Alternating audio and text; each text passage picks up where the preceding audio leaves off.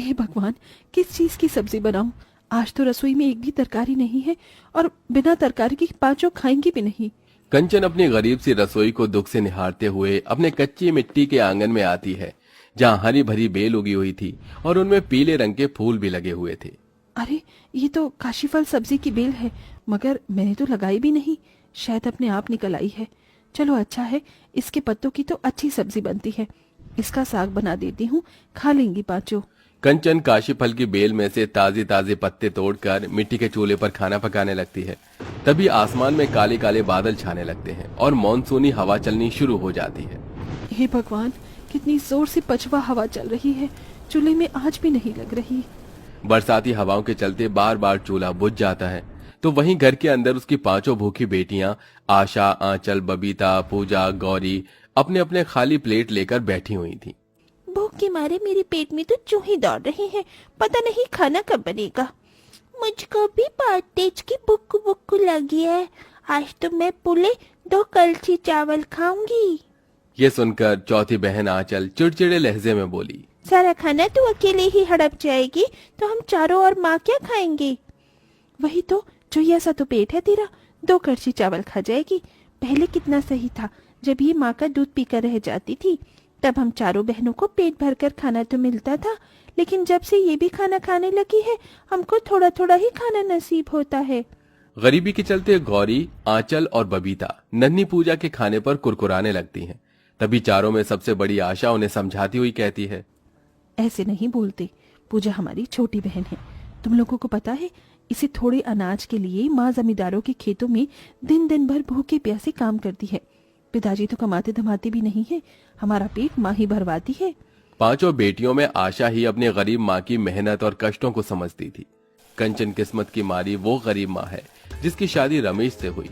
रमेश को बेटे की इच्छा थी, मगर उसी गरीबी में कंचन को 5-5 बेटियां हो गईं, जिसकी चिढ़न में रमेश कमाना छोड़ देता है और दारू के नशे में पड़ जाता है। मजबूरी में कंचन 100 रुपए 50 रुपयों के लिए जमींदारों के खेत बोने का काम करती थी, ताकि वो अपनी 5 बेटियों का पेट भरवा सके। थोड़ा थोड़ा करके वो अपनी 5 बेटियों को खाना परोसती है। माँ, ये तुमने हरा हरा क्या बनाया है? ये तो एकदम गोबर जैसा लग रहा है। मैं नहीं खा रही, मैं नहीं खा रही हूँ। मुझको भी नहीं खाना, नहीं खाना। मेरे लिए आलू की सब्जी बना दो। तुम हमको हमेशा ये घास फूस खिलाती हो माँ, कभी हमारे लिए पागल पनीर नहीं बनाती हो? उसे पागल पनीर नहीं, पालक पनीर कहते हैं, तोतली कहीं की। एक तरफ जहां गरीबी मुंह बाए खड़ी थी, वहीं अपनी बेटियों के मन में अच्छा अच्छा खाना खाने की ख्वाहिश को देखकर उस गरीब दुखियारी माँ का बहुत दिल दुखता है। मुझे माफ कर दो मेरी बच्चियों, मगर मैं क्या बनाती, घर में एक भी सब्जी नहीं थी, बस यही था।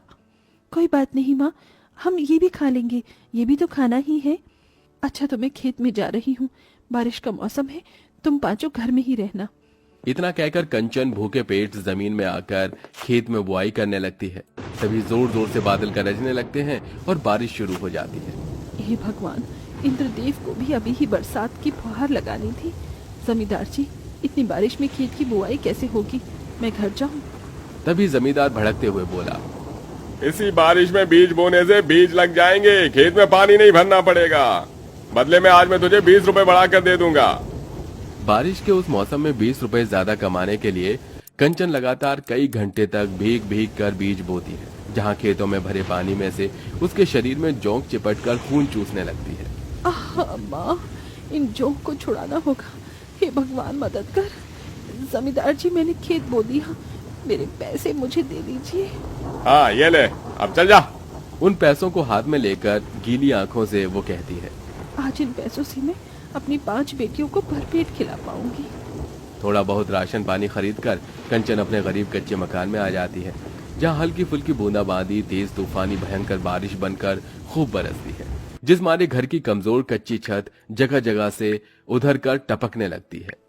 आंचल, गौरी, बबीता, चलो जल्दी जल्दी इन बर्तनों का पानी बाहर उड़ेल कर आओ, घर में पानी भरता जा रहा है। कोई फायदा नहीं दीदी, कितना पानी निकालेंगे घर में से? छत तो जैसे झरने की तरह बह रहा है। सारा खाया पिया इस मेहनत करने में निकल गया। भूख लगी है। पता है, हमारे अड़ोसी पड़ोसी के घर में तो इस बारिश के मौसम में चाय पकौड़े बन रहे होंगे, मगर हमको तो सिर्फ घास फूस ही मिलता है। तभी दरवाजे से कंचन आंसू पोंछ कर अंदर आती है। चिंता मत करो, आज तुम्हारी माँ तुम्हें घास फूस नहीं खिलाएगी। देखो मैं बेसन और चावल लाई हूँ, आज कड़ी चावल बनाऊंगी और खिलाऊंगी और पकौड़े भी बनाऊंगी। कंचन अपनी बेटियों को बारिश के मौसम की जरा सी खुशी देने के लिए खाना बनाती है। तभी एक सरकारी आदमी गाड़ी में सवार घर के आगे से गुजरते हुए ऐलान जारी करता है, सुनो सुनो सुनो, जितने भी लोग इस बस्ती में रहते हैं वो अपने अपने मकान खाली कर दें। मौसम विभाग और समाचार में जारी किया गया है कि 1 सप्ताह तक भारी बारिश होने की संभावना है और बादल फटने की भी उम्मीद है। अपनी अपनी जान बचाइए। ये सुनकर गरीब परिवारों में तहलका मच जाता है। सब अपने अपने यातायात के साधन से जल्दी ही जगह खाली करके चले जाते हैं। मगर इतने में ही बारिश का पानी बस्ती में भर जाता है और जोर जोर से बिजली चमकने लगती है, जिससे कंचन की 5 बेटियां डर जाती हैं। माँ, मुझको बिजली की आवाज से बहुत डर लग रहा है, आंचल में छुपा लो ना। माँ, बरसात का पानी तो हर जगह फैल गया है, अब हम यहाँ से बचकर कैसे निकले? डरो नहीं आशा, मैं हूं ना। चलो एक दूसरे का हाथ पकड़कर चलो, और कुछ भी हो जाए एक दूसरे का हाथ नहीं छोड़ना, साथ नहीं छोड़ना। डरते हुए वो गरीब माँ अपनी 5 बेटियों के साथ बारिश के कहर में बढ़ती जाती है। जहाँ कभी उन्हें कांच चुभते तो कहीं बरसात के संग में गिरते ओलों से चोट लगती और बाढ़ में तैरती लाशें भी दिखती। किसी तरह अपनी 5 बच्चियों को बचाकर वो एक ऊंचे हिस्से में पहुंच जाती है। तभी बादल फट जाता है, जिससे सबके घर जलमग्न हो जाते हैं और वहीं गरीब बेटियों का हाल अब भूखे से बेहाल सा हो चुका था। माँ, कुछ खाने को दे दो, बहुत जोर की भूख लगी है, मैं रूखी सूखी रोटी भी खा लूंगी। माँ, मुझको भी भूख लगी है। हे भगवान, कोई तो रास्ता दिखा, क्या खिलाऊं मैं अपनी बच्चियों को, और कितनी परीक्षा लेगा। तभी वो कूड़ेदान में हरी हरी साग उगा देखती है, जिससे उस गरीब माँ को अपनी भूखी बेटियों को खिला पाने की आस दिखती है। और कोई चारा नहीं, मुझे अपनी बेटियों को ये घास की रोटी ही खिलानी होगी। कूड़ेदान में उगे मेथी, पालक और कुछ हरी नरम नरम घास को तोड़कर कंचन इधर उधर से 4 ईंट इकट्ठी करके चूल्हा बनाकर घास की रोटी बनाकर उन्हें खाने को देती है।